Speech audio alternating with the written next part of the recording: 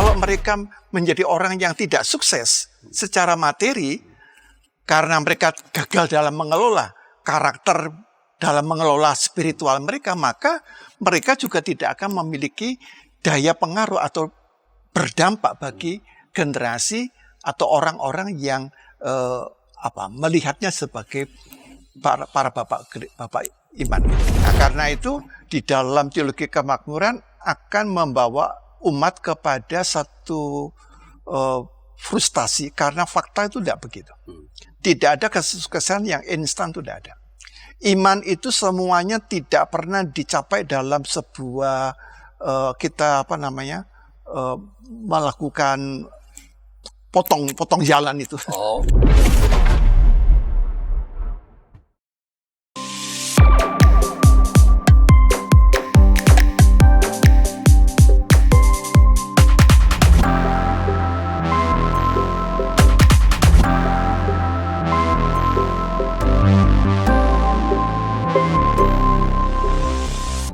Sahabat DKB, kita kembali berjumpa dalam acara Warteg RI, Warung Teologi dan Refleksi Iman, sebuah program yang membahas doktrin-doktrin, ajaran-ajaran atau teologi Kristiani untuk menolong kita dapat merespon isu-isu dalam kehidupan dan menolong kita untuk berdialog dengan berbagai ideologi, berbagai teologi, berbagai ajaran yang berseliweran di dunia pada saat ini, terutama di media sosial. Dan untuk kali ini kita bahas sebuah topik karena ini di awal tahun. Kita bicara mengenai kesuksesan dan hidup bermakna.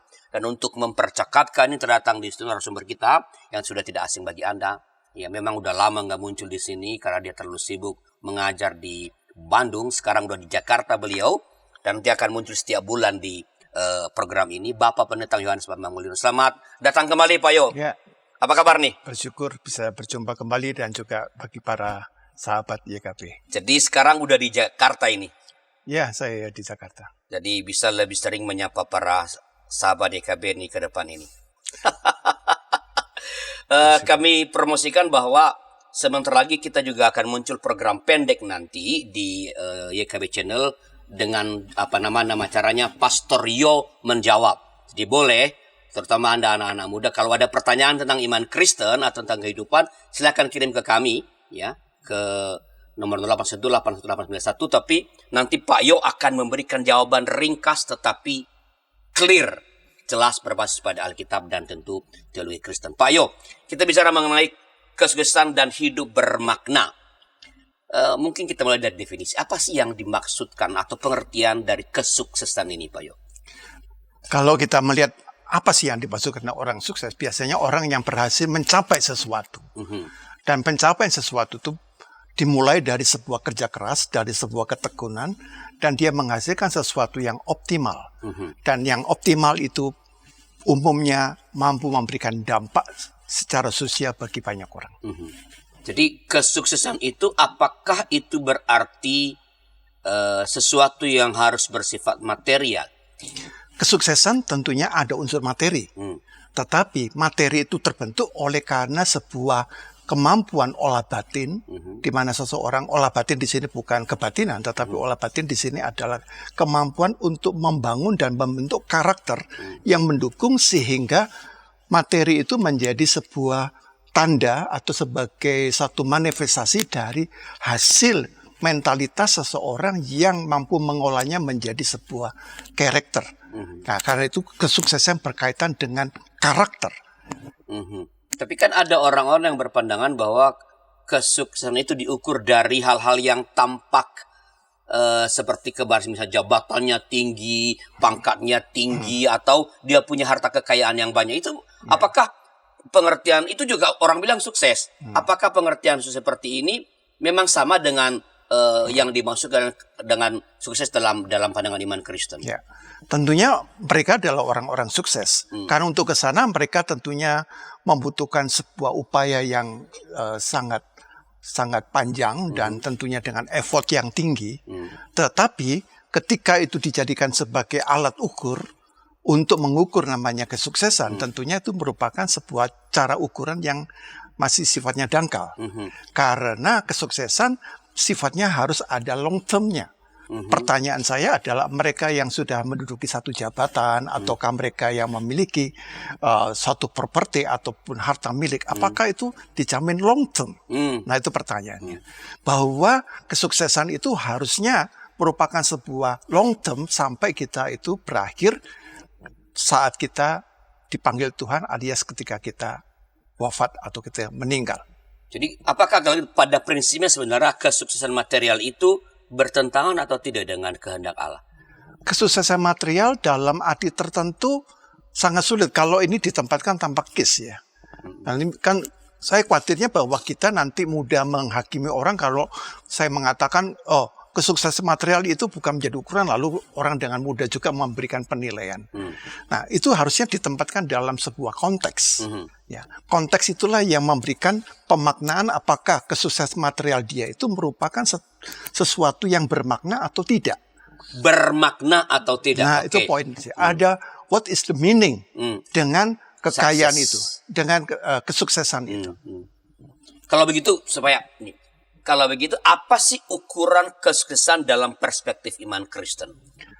Jadi, iman Kristen memulai dengan satu kata, takut akan Tuhan adalah permulaan pengetahuan. Dan yang kedua, kasihlah Tuhan Allahmu dengan segenap hatimu dan segenap jiwa dan akal budimu, dan kasihlah sesamamu. Berkaitan dengan yang kedua adalah karakter. Dan yang ketiga adalah bagaimana kita mengolahnya di dalam sebuah karakter kita yang disebut dengan kesetiaan. Jadi di sana ada satu aspek yang penting, yaitu faktor. Yang pertama adalah kesetiaan, yang kedua adalah karakter, tapi yang sering kali orang lupakan bahwa itu ditentukan oleh kemampuan kita di dalam menata layani. Kesuksesan sehingga menghasilkan sebuah pelayanan yang benar-benar berkenan di hadapan Allah. Apakah pelayanan sama dengan karya begitu? Pelayanan lebih luas daripada karya. Pelayanan adalah kita semua mendedikasikan, memberikan diri kita untuk melakukan sesuatu tanpa memikirkan kita mendapatkan benefit ataukah profit yang sifatnya material. Tapi kalau saya berkarya, melakukan sesuatu biasanya dikaitkan dengan sesuatu yang dapat diukur. Tentang upah, tentang gaji, tentang honor, tentang penghargaan tertentu. Tapi pelayanan tidak berkaitan dengan aspek-aspek itu. Walaupun itu nanti akan mendapatkan, tapi itu bukan menjadi alat untuk mencapai atau menjadi alat ukurnya. Tadi kan Pak Yoyo mengatakan ada bagi unsur atau faktor pertama dari yang kesuksesan dalam iman Kristen adalah soal kesetiaan. Kesetiaan. Itu kesetiaan dalam arti apa? Kesetiaan adalah sebenarnya iman Kristen itu sangat indah. Karena Yesus mengatakan setia bukan mulai yang sulit. Setia pada hal-hal yang kecil. Maka akan diberikan kepercayaan untuk melakukan atau kesetiaan pada hal-hal yang lebih besar lagi. Jadi kita justru seringkali gagal di dalam hidup ini. Tidak sukses karena kita tidak setia pada hal-hal yang sederhana. Yang di depan yang harus kita jalani, tapi kita mintanya melakukan sesuatu yang langsung besar. Padahal kesetiaan yang dilakukan hal yang paling kecil itulah namanya konsistensi. Nah, jadi kesuksesan itu berkaitan dengan konsistensi yang harus dilakukan dengan ulet. Jadi karena itu kesetiaan, konsistensi itu berkaitan dengan kemampuan atau spiritualitas resilience. Jadi kalau ujuk-ujuk orang jadi presiden direktur atau ujuk-ujuk dia jadi presiden atau wakil presiden tanpa ada kesetiaan membangun karir dari awal, itu bukan kesuksesan. Mungkin dia sifatnya lebih bypass. Dan biasanya bypass itu akan diuji oleh waktu. Biasanya dia tidak akan bisa bertahan lama. Karena dia tidak membangunnya dari sebuah proses yang penting gitu. Jadi tidak mungkin pohon yang kita beri teknologi langsung membesar, dia akan bisa bertahan menghadapi sebuah situasi yang sulit dari alam itu sendiri. Dia harus membutuhkan sebuah proses itu. Tadi kan dari pertama kesetiaan, kemudian apa? Karakter tadi apa? Ya, jadi kesetiaan, karakter, kemudian yang ketiga penata layanan.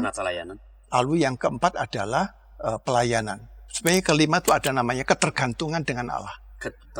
Nah, kita ini kan kesetiaan, lalu apa maksudnya? Apakah orang yang sukses itu harus menunjukkan karakter tertentu begitu? Misalnya kalau dia sebutlah ada nih dia penata layanannya, ada hasil karya lah, dia tahu ada buahnya, dia kaya raya atau dia cerdas, tetapi karakternya kurang bagus, berarti itu bukan orang sukses. Saya kurang tahu bagaimana dia memperoleh kekayaan atau satu kekuasaan tanpa karakter mendukung, itu saya kurang bisa memahami. Tapi biasanya yang saya pahami, biasanya kalau orang itu sukses, ya, lalu dia bisa diberi kepercayaan, itu seharusnya itu mulai didasari oleh karakter yang memang mendukung. Tetapi di dalam kehidupan tidak selalu demikian. Karena kita juga bisa memperoleh kekuasaan ataupun kesuksesan melalui hubungan atau relasi yang kurang sehat. Ya, apakah namanya nepotisme, ataukah mungkin orang tuanya ini kaya raya lalu dia diberikan, ini kan juga sukses juga.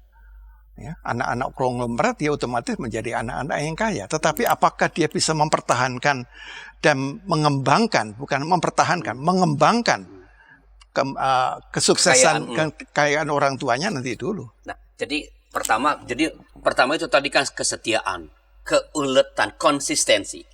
Yang kedua adalah soal proses berarti. Soal kesetiaan, soal karakter tadi itu. Ia mengerjakan sesuatu itu dengan ya karakter yang terpuji begitu. Bukan dengan mengerjakan hal yang tercela begitu. Bukan hanya yang tercela, tetapi bukan sekedar masalah tercela, tapi memang karakter yang memang mendukung untuk mencapai itu. Jadi ada karakter tertentu untuk capaian tertentu. Misalnya, kemampuan resilient itu kan tidak bisa diajar oleh sekolah. Itu sebenarnya dididik di dalam sebuah pendidikan yang namanya keluarga. Dan juga sekolah. Ya. Tetapi kalau dia di rumah, terus kemudian dia selalu diprotek, ya, bagaimana dia memiliki sebuah kemampuan karakter yang tangguh gitu, ya, yang tahan banting itu tidak bisa kan? Nah, ketika dia diberikan satu kepercayaan untuk bisnis orang tuanya atau usaha orang tuanya, ataupun dia kemudian berhasil karena dia menjadi seorang sarjana lalu mendapat pekerjaan, awalnya dapat, tapi karena dia tidak terlatih, maka di tengah jalan atau di perempat jalan dia jatuh. Jadi ini tadi kan soal konsistensi, lalu prosesnya berjalan dengan baik, punya karakter yang baik yang mendukung apa yang hendak diraih, yang hendak dicapai itu. Lalu ketiga tadi kan penata layanan, maksudnya gimana? Nah, penata layanan itu kalau kita belajar dengan lebih jeli ya, penata layanan atau stewardship itu sebenarnya prinsipnya adalah apakah kita menyadari bahwa kita itu bukan pemilik. Ya. Kesadaran. Jadi, itu ya. Kesadaran, misalnya dalam kesuksesan itu bukan milik kita. Karena penata layanan menegaskan tentang misalnya Mazmur 24 ayat 1 bahwa Tuhanlah pemilik bumi dan segala isinya, dunia serta yang diam di dalamnya. Itu menegaskan prinsip penata layanan. Bahwa pemilik itu Allah, kita adalah sebagai penata layan. Karena itu disebutkan di dalam bahasa Ibrani, ada bahasa Yunani itu kata oikonomos. Nah, oikonomos kita tahu itu nanti menjadi kata ekonomi. Nah, ekonomi itu kata kuncinya adalah kemampuan mengelola. Kemampuan apa? Manajemen. Nah, karena itu di sini poin. Penata layanan berkaitan dengan kemampuan manajemen, tapi menempatkan secara hakiki bahwa yang kita miliki ini bukanlah milik kita. Ini hanyalah kita ini sebagai penata layanan aja. Sebagai steward saja. Tapi Allah lah yang pemilik bumi. Nah, kita mempertanggungjawabkan hal. Jadi lain kan, suksesnya dalam iman Kristen mulai melihat bahwa apa yang saya kerjakan, saya sedang mengerjakan harta bendanya Tuhan. Harta miliknya Allah.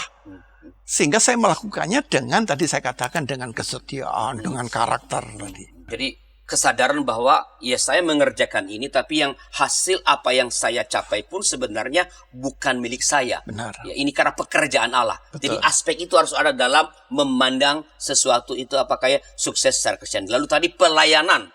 Nah, kalau pelayanan itu orang kan tentu makna pelayanan itu adalah orang yang merendahkan diri. Dalam pengertian dia tulus untuk menyatakan bahwa dia sungguh-sungguh melayani. Sehingga makna pelayanan itu tidak boleh menjadi sebuah sikap kemandirian, merasa dirinya itu bisa mengatasi sendiri. Yang kedua adalah apa? Bahwa di dalam pelayanan seringkali itu ditutup dengan topeng yang bernama kekuasaan. Jadi seperti banyak orang melayani itu sebenarnya bukan melayani, Berkuasa. tapi sebenarnya menggunakan nama pelayan, tapi sebenarnya di balik itu saya ingin berkuasa, begitu. Nah, pelayanan adalah sikap yang mau merendahkan diri, bahkan di dalam pelayan itu sebenarnya adalah kata penyangkalan diri, ya kan? Penyangkalan diri. Kalau kita menyangkal diri, maka kita tidak akan mudah tergoda untuk mulai membesarkan diri, mengangkat diri, atau menggunakan kepercayaan itu untuk kepentingan diri saya. Karena itu penata layanan menjadi syarat penting untuk melayani. Gitu. Pelayanan tanpa penata layanan bukanlah pelayanan. Jadi pelayanan adalah kesadaran untuk dalam kesuai itu adalah ada aspek merendahkan kerendahan hati begitu. Itu spiritualitas. Spiritualitas. Jadi, di dalam pelayanan itu ada spiritualitas. Yang terakhir tadi apa? Kebergantungan pada yang berikutnya adalah kebergantungan kepada Allah. Bahwa kita adalah insan yang fana, yang terbatas, sehingga di dalam seluruh melaksanakan kesuksesan itu kita sepenuhnya bergantung kepada Allah. Bergantung kepada Allah artinya apa? Kita memiliki sebuah komunikasi, sebuah relasi yang personal dengan Allah, sehingga kita tidak hanya menyelesaikan masalah itu dengan melihat misalnya ilmu kita, ya disiplin ilmu kita, ataupun kemampuan-kemampuan yang kita punya, tetapi sejauh mana kita memang secara rohani itu bergantung penuh, sebagaimana prinsip penata layanan itu, bahwa kita sedang menangani segala properti itu bukanlah milik kita, tapi milik Allah. Milik Allah. Sebenarnya ada yang satu lagi setelah kebergantungan. Apa itu? Perspektif kekal. Perspektif kekal. Ini maksudnya gimana? Jadi perspektif kekal itu di dalam kesuksesan itu tidak kita lihat seringkali kalau kita perhatikan ya, misalnya contoh-contoh ya, banyak perusahaan ataupun generasi dari para konglomerat itu hancurnya itu hanya generasi kedua, ketiga itu habis gitu. Itu tidak berarti dia belum memiliki perspektif kekal. Long term. Ya long term. Tadi yang saya katakan dalam definisi saya itu sukses itu harus long term. Mesti dibuktikan dalam jangka waktu panjang, nggak bisa dalam kurun waktu yang terbatas. Ya, jadi kita nggak gampang. Oh dia sukses karena waktu akan menguji. Menarik Pak ya. Tapi kita ngopi dulu, minum dulu, sambil memberikan tempat kepada pesan-pesan berikut ini. Para pimpinan gereja di sana-sini mengakui bahwa jangankan warganya atau para pendetanya, mereka sendiri juga tidak begitu tahu karena sesudah menerima dokumennya taruh di kantor sinode tidak ada upaya untuk sosialisasi. Jadi sama juga kayak masalah bioetika di Indonesia ya, apakah boleh begini, apakah boleh, tapi kita harus bertanya lebih dalam lagi sebagai orang Kristen, apa sikap etis dan apa keputusan etis yang merupakan refleksi daripada visi moral dari iman Kristen. Hadirkan Tuhan sebagai sahabat, bukan hanya sebagai majikan yang di atas atau hakim. Hadirkan Tuhan sebagai sahabat kita juga, yang mau mendengar, mau meraih, yang kamu bisa seadanya dengan dia, yang kamu bisa nikmati kehadirannya. Kalau gereja bisa lakukan itu, apapun alirannya, saya kira Gen Z akan merasa ini rumah. Ternyata masih banyak komunitas kita yang tanpa sadar budaya hierarkis di dunia itu dibawa masuk ke gereja. Bagaimana sikap majelis, sikap anggota jemaat terhadap satpam gereja, terhadap pekerja gereja, itu kita kadang-kala tidak memperlakukannya sebagai sahabat, tapi ya pesuruh aja yang ya udahlah.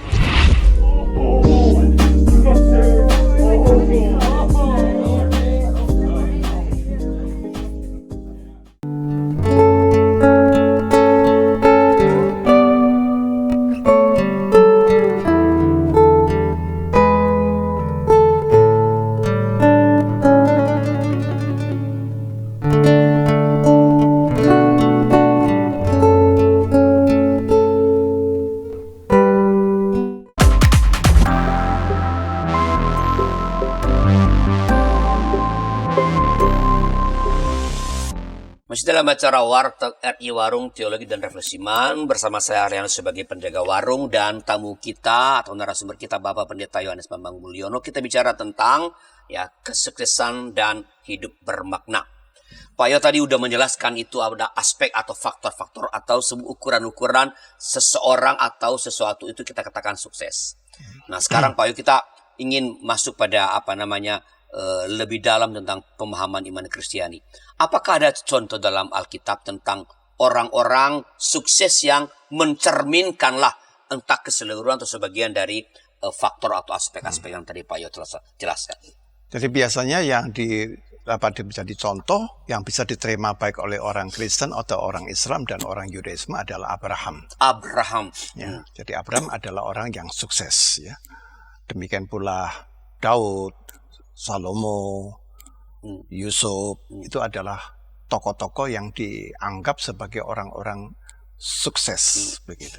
Bagaimana tokoh-tokoh ini, apa yang terjadi dikerjakan oleh para tokoh ini dalam proses mencapai apa yang disebut kesuksesan yang berkaitan dengan aspek-aspek konsistensi, karakter, penetalayanan, kebergantungan pada Allah, perspektif kekal. Bagaimana itu terlihat dalam proses mereka menjadi sukses? Biasanya orang hanya melihat bahwa Abraham itu kaya, Daud itu kaya, Salomo itu kaya, tetapi mereka lupa bahwa kekayaan yang mereka miliki itu sebenarnya ditempatkan dalam sebuah konteks yang sangat jauh ke depan, yaitu dalam perspektif kekal. Karena itu kalau yang terjadi sekarang itu sebenarnya kita tidak mewarisi kekayaan mereka, tapi sebenarnya kita mewarisi kekayaan spiritual mereka melalui manifestasi mereka sebagai, tapi itu yang tidak diingat orang, tapi yang justru yang memengaruhi generasi dari abad ke abad itu adalah warisan spiritual mereka. Jadi cara mereka itu mengelola kekayaan itu bagaimana? Kesetiaan mereka, kebergantungannya kepada Tuhan bagaimana? Caranya mereka menata layaninya. Lalu mereka memperlakukannya dalam bentuk sebagai pelayanan dalam konteks apa semua yang mereka ingin lakukan dalam konteks pelayanan keselamatan kepada Tuhan. Jadi poinnya adalah mereka itu kita lihat melakukan pelayanan keselamatan. Karena itu mereka disebut sebagai misalnya Abraham sebagai bapak orang beriman. Kalau kita lihat tadi dari aspek-aspek yang tadi yang dalam hal apa misalnya Abraham atau siapa tadi Salomo atau Yusuf itu menunjukkan konsistensi misalnya, Pak. Jadi kalau kita lihat adalah ketika Abraham dipanggil, dia tidak berarti meninggalkan pekerjaan mereka. Dia justru mengembangkan. Demikian pula para bapak-bapak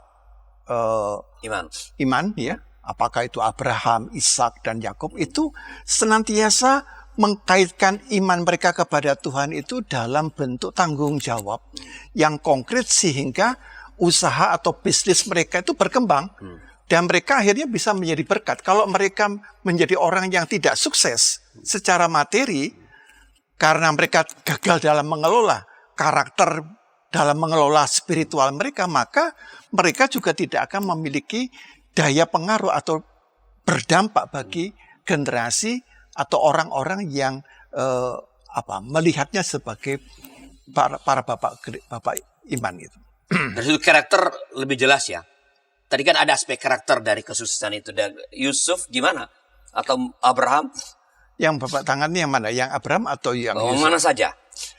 Jadi kalau Abraham mungkin sudah sering ya, tapi yang saya mau bicarakan misalnya adalah Yusuf. Yusuf mencapai ke sana melalui proses itu kan dia harus melalui satu proses yang sulit, proses penderitaan. Orang seringkali lupa bahwa Yusuf berhasil itu karena bukan tiba-tiba berhasil. Nggak sekonyong-konyong. Ya, sekonyong-konyong. Dia melalui proses yang sangat menyakitkan. Bahkan dijual oleh saudaranya. Kemudian difitnah oleh istri Potifar. Dia dipenjara tanpa harapan. Tetapi kesetiaan mereka kepada Tuhan itulah yang menyentuh hati Allah untuk mengangkat dia. Jadi saya percaya kalau kita adalah orang yang setia, dapat dipercaya, kita ini konsisten, kita mengerjakan penata layanan, kita melakukan pelayanan itu dengan hati yang tulus, kita melakukan dalam sikap kebergantungan kepada Allah, dan kita lakukan dalam perspektif yang kekal, maka Allah itu akan memberdayakan kita. Sepertinya banyak orang sukses itu adalah orang-orang yang kalau kita lihat dari sudut pendidikan tidak semuanya orang-orang yang berpendidikan tinggi, orang yang sukses sama sekali tidak. Tetapi ketika mereka mencapai itu, kalau kita ajak bicara gini, mereka mempunyai kemampuan yang melampaui orang-orang yang berpendidikan loh. Secara resmi. Ya, jadi jangan menganggap bahwa kalau kita berpendidikan tinggi itu selalu bahwa kita ini orang pintar, belum tentu. Saya menjumpai ada orang-orang yang tidak berpendidikan tapi pengalamannya itu sangat kaya dan dia berbicara dengan wisdom yang bukan hanya luas tapi sangat tajam dan dia bisa membuat analisis yang sungguh-sungguh sangat kuat ya, secara argumentatif itu sangat kuat. Itu karena apa? Karena di situ Allah mendidik kita. Nah ini yang harus dilepaskan dari generasi gereja bahwa seakan-akan kita sukses itu hanya di satu lingkup akademik saja. Tapi kita melupakan bahwa Allah bekerja melalui peristiwa-peristiwa yang membentuk kita. Peristiwa-peristiwa itu adalah juga sekolah kehidupan. Yang tidak berkurikulum tetap. Tapi justru itulah adalah yang satu mengasah jati diri kita secara lebih otentik. Nah kalau ingin dari beberapa tokoh yang apa bisa nggak diberi beberapa catatan? Apakah yang kita pelajari dari kisah-kisah para tokoh tadi Abraham, Yusuf, Daud, Salomo dan mengenai kesuksesan? Apa sih yang pembelajaran dari mereka itu yang kita perlu? Ini loh. Kalau kita lihat dari para tokoh ini, pembelajaran yang berarti itu adalah mereka itu semuanya adalah orang-orang yang memiliki sebuah hubungan atau relasi yang sangat personal dengan Tuhan. Itu awalnya ya? Awal, poinnya di sana. Dan mereka diangkat dari orang-orang yang sangat sederhana. Daud dari seorang gembala, ya, seorang angon domba yang kalau kita lihat adalah siapa yang mau menghitungnya. Tapi kalau Allah membentuk, ada sebuah hubungan personal, Allah kemudian memprosesnya. Nah, disinilah saya ingat akan apa yang dikatakan di dalam tulisan Rasul Paulus Filipi 1 ayat 6. Di dalam Filipi 1 ayat 6 mengatakan bahwa aku percaya dengan penuh keyakinan bahwa Allah atau Kristus yang memulai, dia juga yang akan menyelesaikannya. Jadi kalau Allah sudah mulai bekerja di dalam diri kita dan kita mau meresponnya dengan kesetiaan, maka Allah juga akan membawa kita menyelesaikannya dengan baik. Pak Yok, apakah kesuksesan yang kita raih itu, ya, apakah ia bersifat berdiri sendiri? Ini aku sukses aku ini, atau ia punya relasi dengan orang lain atau mungkin malah makhluk lain? Jadi kita melihat sayang sekali bahwa kita yang kapitalisme itu seringkali hanya melihat kesuksesan itu seakan-akan per orang gitu. Padahal itu sudah ditinggalkan, bahwa dunia kita melihat bahwa sukses itu sekarang harus merupakan sebuah kolaborasi. Apakah bahkan sukses diukur sejauh mana saya memberikan dampak yang menginspirasi, memotivasi seseorang, bahkan memproses seseorang untuk menjadi orang yang lebih baik atau minimal sama dengan kita. Nah, karena itu kesuksesan senantiasa ditempatkan dalam hubungan yang sinergis. Sinergis. Jadi kalau kita sukses seakan-akan diri kita sendiri, sebenarnya kita tidak sukses. Kita hanya membangun, itu saya katakan gagal dalam memahami penata layanan. Ya, jadi lupa bahwa ini yang kita tangani ini bukan diri kita. Ini adalah harta milik Allah. Dan teman saudara kita ini semuanya adalah bagian dari harta milik Allah ini. Gitu. Jadi berkaitan dengan penata layanan, kemampuan manajerial. Jadi karena itu kesuksesan biasanya di salah satunya adalah kemampuan untuk memanage konflik. Gitu. Kemampuan ada kaitan dengan itu ya. Manajerial konflik gitu ya. Kemudian manajerial di dalam problem solving. Ya. Itu semuanya terjadi di dalam hubungan tim begitu. Jadi semakin kita mampu menghadirkan, bisa mengangkat tim kita ke arah yang lebih baik, sebenarnya kita adalah orang sukses. Walaupun secara materi itu tidak terlalu terlihat. Karena itu kepemimpinan apapun ya, apakah kepemimpinan di perusahaan, di institusi, rektor ataupun di dalam kepemimpinan gerejawi, itu sebenarnya diukur sejauh mana sih keberhasilan kita untuk mengangkat tim atau orang-orang di sekitar kita itu menjadi orang yang lebih baik. Jadi kalau lihat ini, jadi kesuksesan itu tidak berdiri sendiri. Tidak. Ia mesti, jadi salah satu adalah berarti dikatakan sukses kalau ia memberi dampak yang baik, Ya, atau kalau pakai bahasa menjadi berkat bagi bagi orang lain. Kalau tidak, biarpun you pinter, lu gelarnya doktornya ada 60 biji, lalu kekayaan, tapi kalau kamu tidak berdampak baik bagi orang lain, Anda bukan orang sukses. Tapi bisa begitu. Ya. Jadi kesuksesan itu kan berkaitan dengan peran kita yang saya katakan kata kuncinya adalah penata layanan. Penata layanan itu mempunyai seluruh aspek. Ada aspek waktu, ada aspek tenaga, talenta, tapi juga aspek relasional.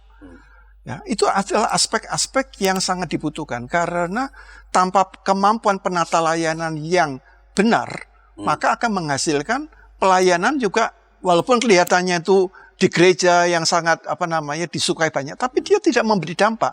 Dia hanya membuat orang senang, tapi tidak pernah menghadirkan itu orang yang di sekitar kita itu menjadi orang yang memiliki pengembangan talenta yang lebih tinggi daripada sebelumnya. Gitu. Jadi kesuksesan itu diukur sebenarnya sekali lagi bagaimana ia memberi dampak yang baik bagi kehidupan orang lain atau kehidupan di sekitarnya begitu. Jadi orang lain itu harus melalui kita itu dia menemukan jati dirinya sehingga dia mampu mengembangkan potensi namanya aktualisasi diri. Okay. Nah, jadi kesuksesan terjadi adalah ketika kita mampu membuat orang lain itu mengaktualisasikan dirinya secara otentik dan penuh. Seperti Yesus berkata, aku datang untuk memberikan hidup, bahkan hidup yang berkelimpahan. Nah itu, Yesus itu contohnya. Contoh yang paling konkret itu Yesus. Dia datang memberikan hidup, tapi lebih daripada itu, dan hidup yang berkelimpahan. Nah pertanyaan saya adalah, kalau kita terjemahkan, apakah kepemimpinan kita itu memberikan kepemimpinan yang berdampak, kesuksesan yang berdampak. Nah, jadi kata kuncinya di situ. Bahkan di dalam cara mengukur ya KIP pendeta dan sebagainya juga salah satu. Seberapa banyak kita ini memberikan dampak kepada umat ya. Kalau di kantor perusahaan itu kepada rektor itu kepada ini, apakah dosen-dosen ini sudah lebih banyak yang diangkat menjadi doktor dan guru besar atau dibiarin aja atau kalaupun dicegah supaya tidak sekolah. Nah, itu kan begitu kan? Supaya hebat sendiri. Supaya dia sendiri yang paling hebat kan juga bisa begitu. Oke Pak, tadi kan sebenarnya udah mulai singgung ya. Kalau kita melihat sesuatu isu termasuk kesuksesan dari perspektif Kristiani, kita tentu nggak boleh merupakan pandangan-pandangan Rasul Paulus.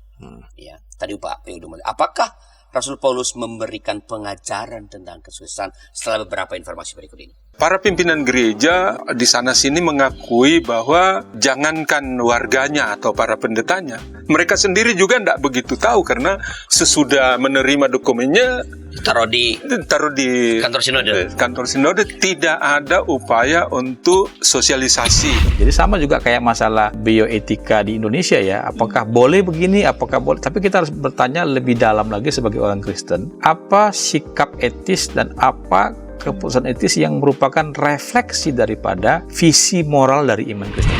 Hadirkan Tuhan sebagai sahabat, bukan hanya sebagai majikan yang di atas atau hakim. Hadirkan Tuhan sebagai sahabat kita juga, yang mau mendengar, mau meraih, yang kamu bisa seadanya dengan dia, yang kamu bisa nikmati kehadirannya. Kalau gereja bisa lakukan itu, apapun alirannya, saya kira Gen Z akan merasa ini rumah. Ternyata masih banyak komunitas kita yang tanpa sadar budaya hierarkis di dunia itu dibawa masuk ke gereja. Bagaimana sikap majelis, sikap anggota jemaat terhadap satpam gereja, terhadap pekerja gereja, itu kita kadang-kala tidak memperlakukannya sebagai sahabat, tapi ya pesuruh aja yang ya udahlah.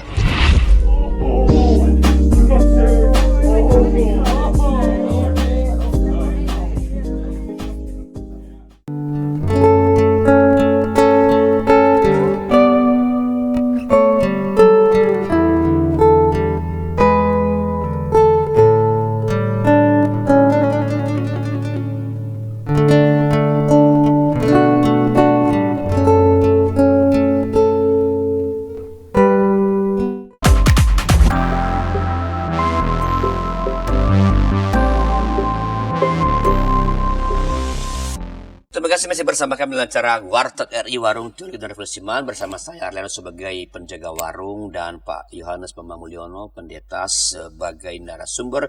Kita bicara mengenai kesuksesan dan hidup beramal dalam perspektif iman Kristiani. Ini segmen terakhir.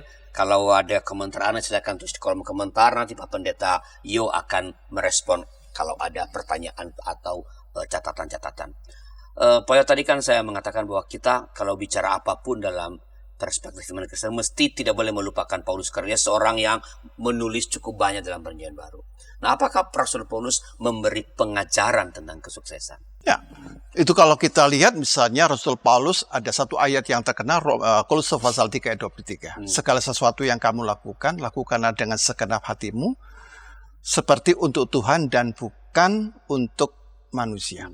Ya, jadi lakukan segala sesuatu untuk Tuhan dan bukan untuk manusia.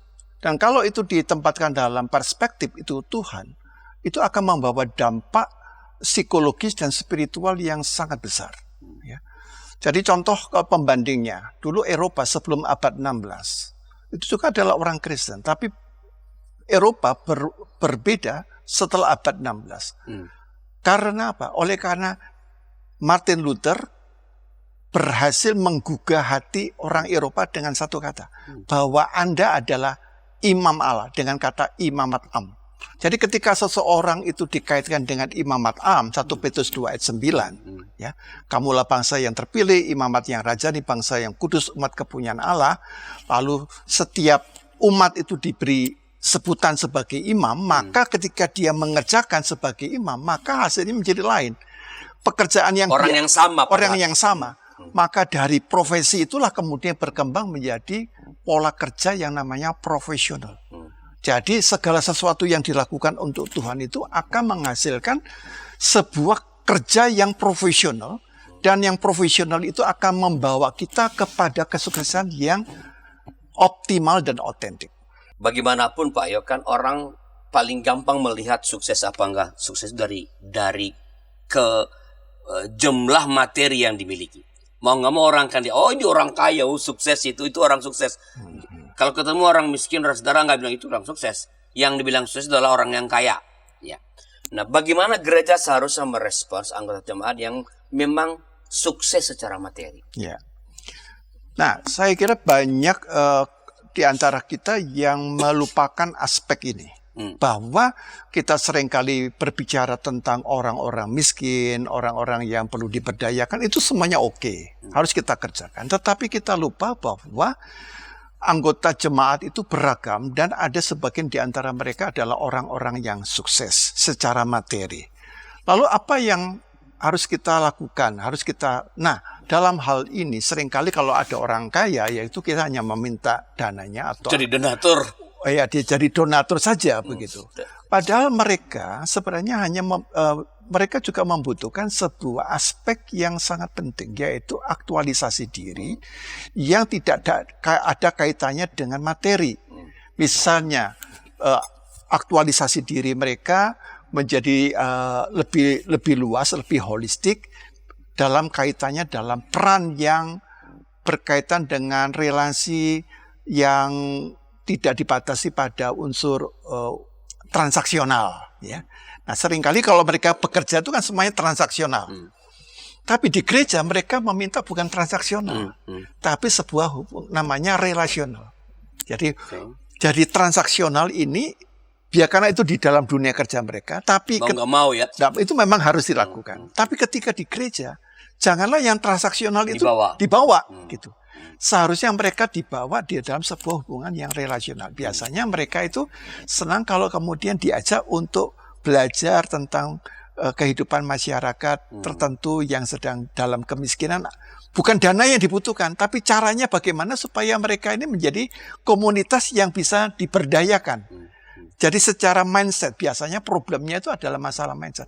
Nah, mereka senang sekali kalau mereka diberikan ruang untuk membantu mengembangkan atau mengubah mindset yang membuat kita ini tidak terlalu berhasil di dalam pengembangan secara finansial ataupun materi. Nah, walaupun ini tidak boleh dilakukan, tapi untuk menggampangkan begini Pak Yo, kan kesuksesan itu kan ada yang dikatakan kesuksesan duniawi, ada kehidupan rohani. Nggak boleh dipisah-pisahkan. Ya. Nah, pertanyaan saya, bagaimana nih Pak untuk menjaga keseimbangan antara kesuksesan duniawi ini dengan kehidupan spiritual atau kehidupan rohani? Nah, berarti di sini perlu ada sebuah perangkat. Nah, perangkat ini apakah juga dipahami dan disadari, yaitu namanya disiplin rohani, Pak. Ya. Nah, kita seringkali tidak mempunyai perangkat namanya disiplin rohani yang bisa menghubungkan antara kesuksesan yang duniawi dan yang spiritual ini. Nah, disiplin rohani itu adalah mampu, bukan sekedar menggabungkan, tapi dia mulai mampu membuka mata batin kita itu melihat bagaimana untuk menggabungkan dan mana yang tidak bisa digabung.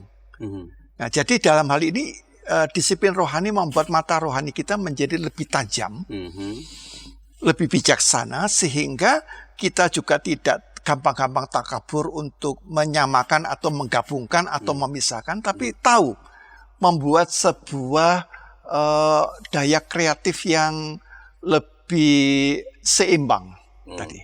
Di tengah-tengah perkembangan kehidupan gereja kan kita atau umat menghadapi kan kampanye-kampanye dari teologi sukses atau teologi kemakmuran. Nah, bagaimana sebaiknya, ini kan berkaitan dengan kesuksesan nih Pak. Karena apakah ini masuk dalam kategori kesuksesan yang tadi Pak Yo mengatakan, atau ini sebenarnya definisi yang lain? Nah, tapi bagaimana merespons kampanye teologi sukses dan atau teologi kemakmuran ini Pak? Jadi teologi sukses dan kemakmuran itu seringkali mengidentikan iman itu dengan kekayaan. Oke. Jadi makin beriman, dia makin kaya. Lalu yang kedua, dari teologi kesuksesan dan kemakmuran itu menawarkan pola keberhasilan yang sifatnya instan. Ya. Jadi seakan-akan gampang untuk mencapainya, asal kamu percaya kamu akan mendapatkan gitu ya. Lalu yang ketiga, di dalam teologi kemakmuran atau kesuksesan itu sebenarnya dia menghadirkan spirit kapitalisme dalam jubah atau pakaian kekristenan. Dia membungkus.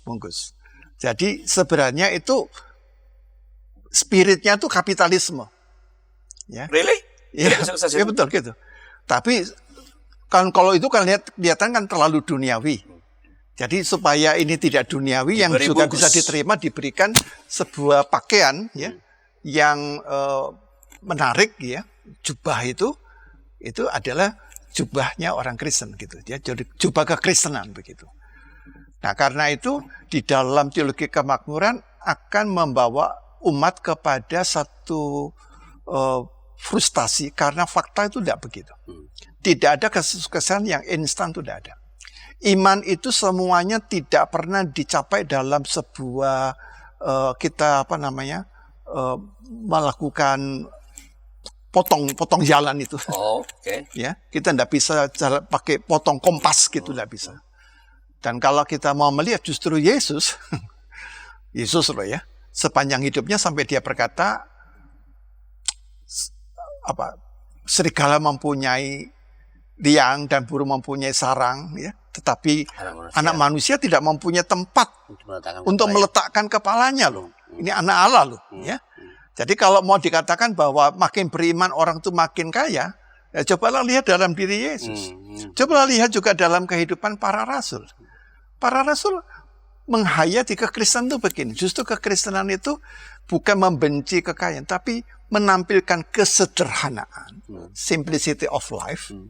Tapi dalam simplicity atau kesederhanaan itu mereka mempunyai kekayaan yang tidak bisa diberikan oleh dunia. Jadi ada keunikan tertentu. Yes. Oke Pak Yo, ini kita udah hampir sampai di ujung percakapan kita ini Pak. Apakah ada semacam sebutlah pesan pastoral kepada umat tentang kesuksesan? Karena sekali lagi ada banyak orang kan yang memandang sukses itu adalah kalau saya kaya. Di samping itu ada, saya bilang tadi, kampanye teologi kemakmuran, teologi sukses. Nah, bagaimana pesan pastoral Pak Yo kepada umat yang di tengah-tengah dan di tengah-tengah juga hidup yang susah ya Pak. Ya, kan orang tergiur, wah di situ tuh diajarinya kalau percaya itu kamu akan dapat ini. Nah, bagaimana apa pesan pastoral Pak Yo terhadap umat dalam keadaan seperti ini? Kita hidup satu kali, dan satu kali itu adalah anugerah yang perlu kita respon dengan satu kata poin penting, tanggung jawab. Nah, dalam tanggung jawab itu kita mengeksplorasi, mengaktualisasikan seluruh karunia Tuhan, salah satunya adalah talenta, sehingga kita melalui talenta itu akan dibawa kepada sebuah tingkat yang jauh dari apa yang kita duga. Tapi poinnya adalah apa? Di dalam Tuhan kita akan mencapai satu keberhasilan, namun bukan keberhasilan menurut ukuran dan pola dunia, tapi sebuah keberhasilan yang lebih long term, yang lebih berjangka panjang, sebab kesuksesan kita di dalam Kristus ditempatkan dalam perspektif kekal. Dan karena itu, kita perlu mengelola sebagai seorang penata layan dengan karakter, dengan kesetiaan, sehingga menjadi seorang pelayan yang sungguh-sungguh tergantung penuh kepada Tuhan. Baik Pak Yo, terima kasih atas pesan-pesan, pengayaan dalam Warteg RI kali ini yang berbicara tentang kesuksesan dan hidup bermakna. Saya percaya bahwa sahabat DKB juga diberkati oleh percakapan ini, dan bila ada masukan-masukan mengenai acara ini silakan kirimkan lewat 081281888991. Dan jangan lupa masih ada kesempatan bagi Anda untuk berikan komentar di kolom komentar, dan Pak Yo akan merespon setiap komentar yang ada di yang Anda tuliskan di kolom komentar. Pak Yo, terima kasih atas percakapan ini. Sama-sama, sampai jumpa. Ya, sampai jumpa pada acara yang berikutnya. Dan sahabat, itulah percakapan kami. Sampai jumpa pada episode berikutnya Warung Teologi dan Refleksi Iman. Bye.